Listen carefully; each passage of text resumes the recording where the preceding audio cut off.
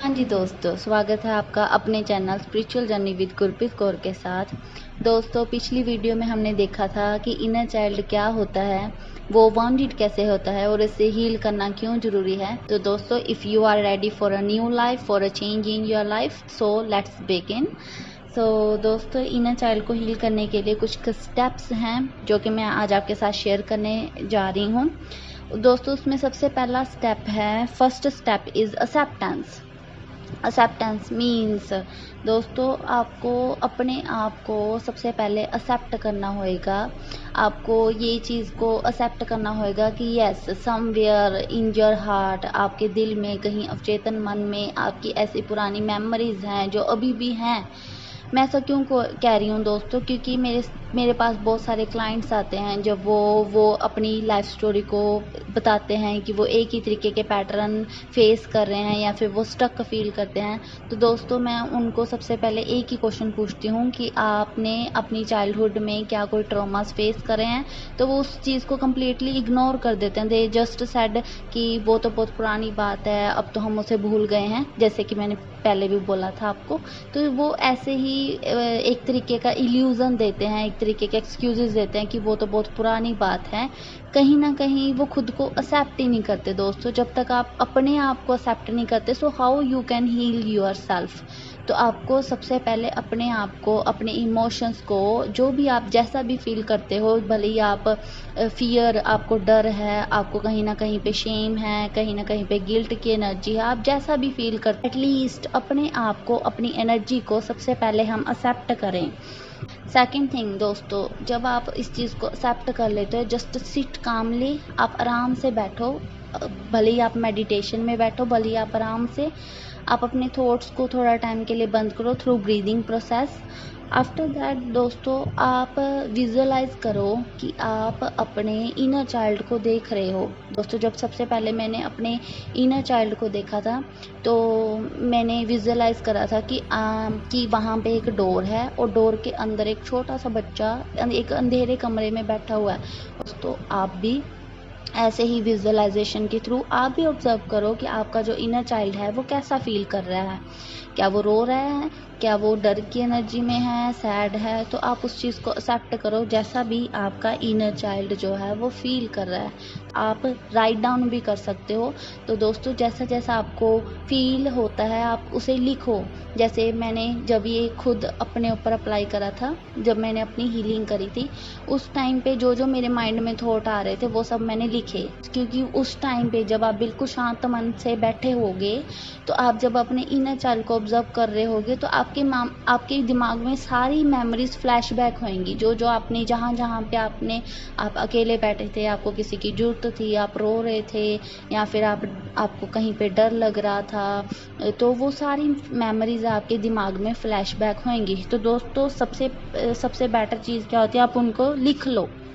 आप उन जब चीज़ों को लिखोगे, तो वो कहीं ना कहीं कॉन्शियसली आप अपने माइंड को ये सिग्नल दे रहे हो कि हाँ, आपको ये सब एक्सेप्ट है, आपको ये सब याद है, आपने ये सब फेस करा है, आप कहीं ना कहीं खुद को एक्सेप्ट कर रहे हो। दोस्तों, जब आपके ये फर्स्ट 3 स्टेप हो जाएं, उसके बाद में फोर्थ स्टेप में आपने क्या करना है, आपने अपने इनर चाइल्ड को अप्रोच करना है। मीन्स आपने धीरे धीरे करके आपने उस कमरे के अंदर एंटर होना है जहाँ पे आपका इनर चाइल्ड बैठा है। आपने उसके पास जाके बैठ जाना है।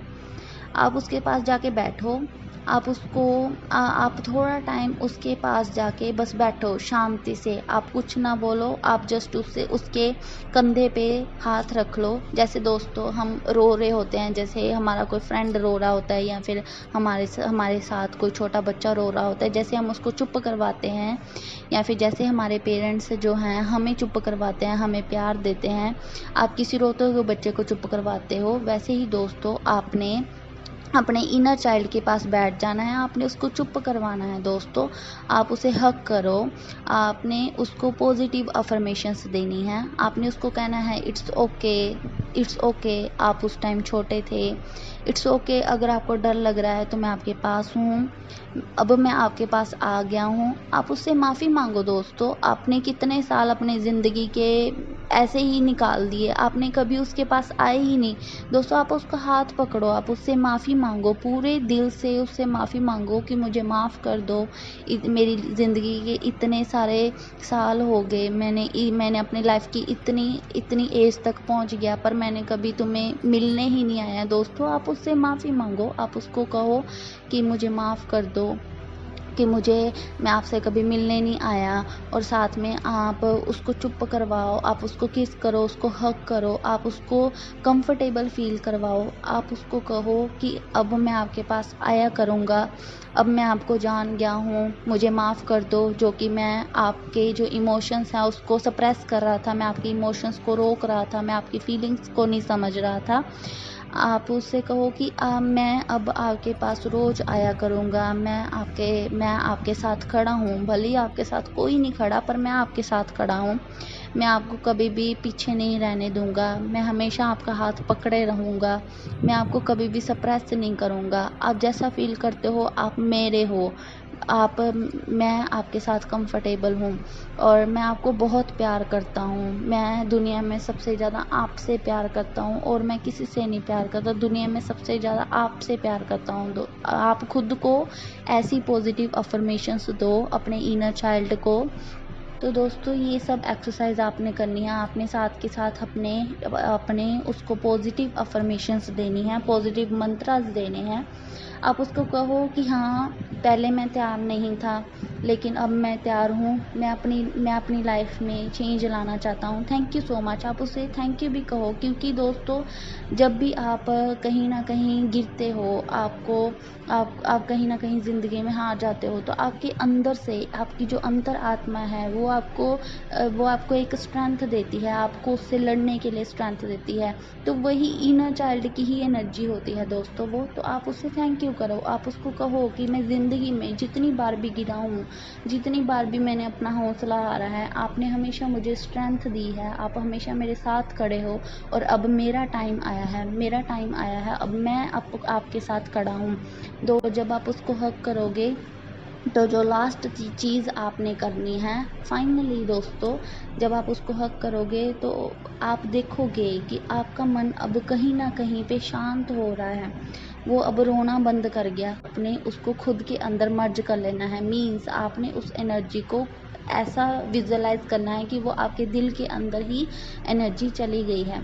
तो उस टाइम पे दोस्तों आपने पॉजिटिव अफर्मेशन बोलनी है फिर से कि आई लव माई सेल्फ, मैं हमेशा अपने साथ खड़ा हूँ। तो दोस्तों, ये सारे 6 स्टेप्स हैं जो आपने करने हैं अपने इनर चाइल्ड के साथ। फाइनली दोस्तों, आप अपना टाइम लो, जितना टाइम आपको चाहिए। आपको रोना आ रहा है आप रो लो, आपको जैसा फील होता है just feel the emotions. Thank you so much दोस्तों। अगर आपको ये वीडियो अच्छी लगे, मेरे चैनल को लाइक करें, सब्सक्राइब करें, कमेंट करें, शेयर करें। Thank you.